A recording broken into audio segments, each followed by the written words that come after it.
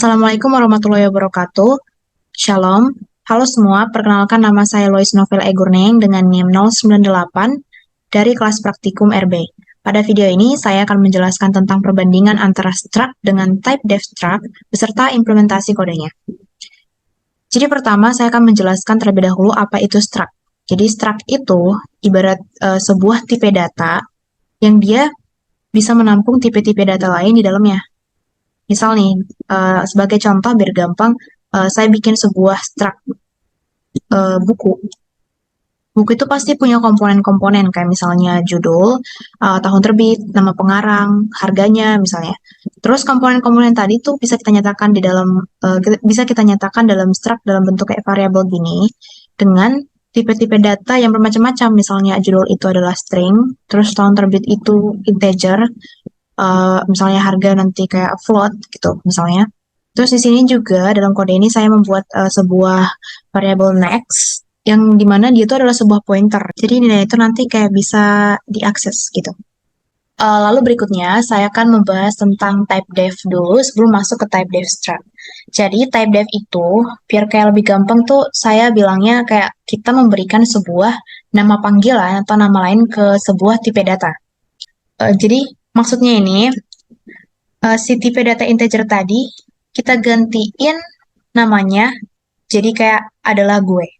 Jadi kalau kita run ini program, misalnya cout x nilainya tuh eh ya 5 ya, nilainya 5. Terus semisal kita kan di sini tadi udah ada type def nih. Type def integer adalah gue. Jadi kalau misalnya integer ini kita ganti jadi adalah gue, terus kita run program, hasilnya juga bakal tetap 5 gitu.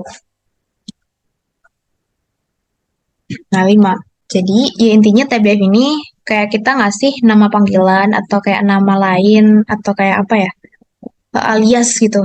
Integer alias adalah gue. Jadi kayak kita mau pakai integer, boleh.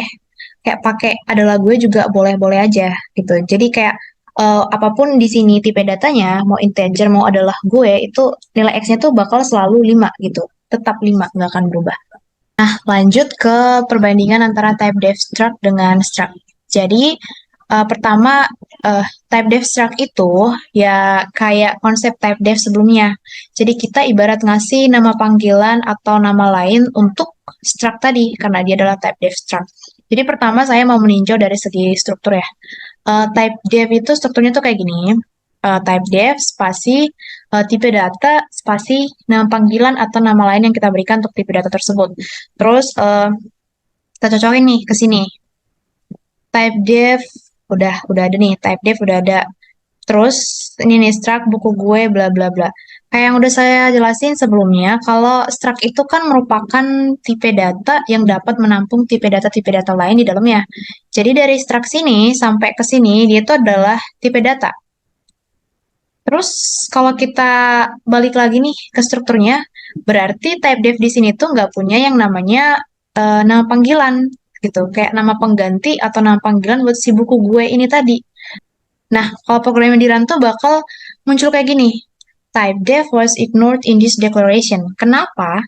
Karena nih di sini kan kita make yang namanya type def.